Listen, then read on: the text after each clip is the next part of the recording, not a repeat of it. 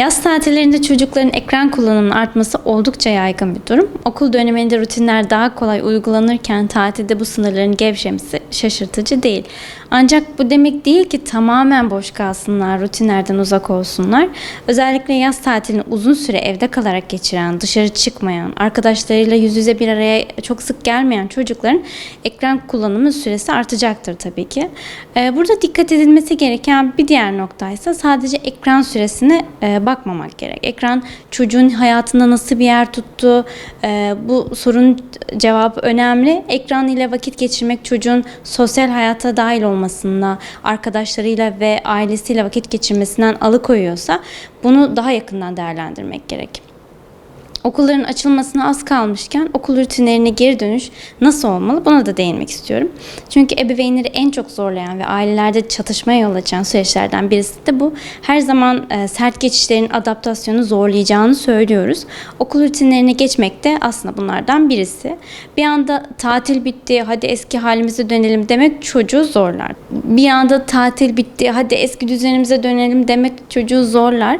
Tıpkı yetişkinlerin uzun ve güzel bir tatil dönüşü işe odaklanmasına zorlanması ve rutinleri geçişte aksamaların yaşanması gibi aslında. Yetişkinleri bile zorladığı bir konuyu çocukların daha fazla zorlanması çok normal. Yumuşak geçişler için sıra sıra rutinleri hayatınıza alarak başlayabilirsiniz. Örneğin 1-2 gün erken yatmakla, 1-2 günde ekran süresini düzenlemekle başlayabilirsiniz. Burada önemli olan ebeveynin sakin, kararlı ve tutarlı olmasıdır. Tatil bitti tutumundan çok yavaş yavaş eski rutinimize geri dönüyoruz. Hissi çocukta oluşturmak en önemlisi. Her boş vaktinde ekrana yönelen çocuğa teknoloji bağımlılığına sahip diyemeyiz. Öncelikle teknoloji bağımlılığına sahip olup olmadığına bakmamız gerekir. Eğer çocuk canı sıkıldığı için boş vakitlerinde teknolojiye yöneliyorsa bu çocuğun daha çok nasıl vakti değerlendireceğini bilmediği için, bir rehberliğe ihtiyacı duyduğu için yaşıyor olabilir. Ancak ekran kullanım süresi oldukça fazlaysa, yemek yeme, tuvalete gitme gibi ihtiyaçlarını erteliyorsa ekran bağımlılığıyla, ekran bağımlılığının önüne geçebilmek için 3 yaş öncesi sıfır ekran verilmesi çok önemli. İlerleyen yaşlardaysa kontrollü ve sınırlı ekran verilmesi gerekir. Ebeveynlerin en çok düştüğü tuzaksa ekranı bir ödül ceza sistemi olarak kullanması.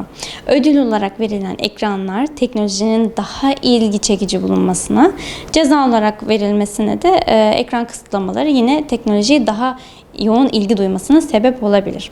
Ebeveynlerin çocuklarında fazla ekran kullanımı problemi olduğunu düşünüyorlarsa ilk bakmaları gereken yer davranıştan ziyade ihtiyaçlarıdır. Çocuk kendini dış dünyada yeterince gösteremiyorsa, sanal dünyada gösteriyorsa oraya yönelebilir. Yeterince arkadaşı var mı? Aileyle sağlıklı iletişim kurabiliyor mu? Yalnız mı? Stresini bu şekilde mi yatıştırıyor? Bunu gözlemleyebilirsiniz. İkinci olarak ebeveynin ekran kullanım süreleri önemlidir. Ebeveynler genellikle televizyonu ve iş için kullanılan ekran sürelerini hesaba katmazlar. Ancak çocuğun gözünde ilgili bir rol model olması gerekiyor ve ekran süresini düzenlemek, birlikte yapmak daha uygun olacaktır.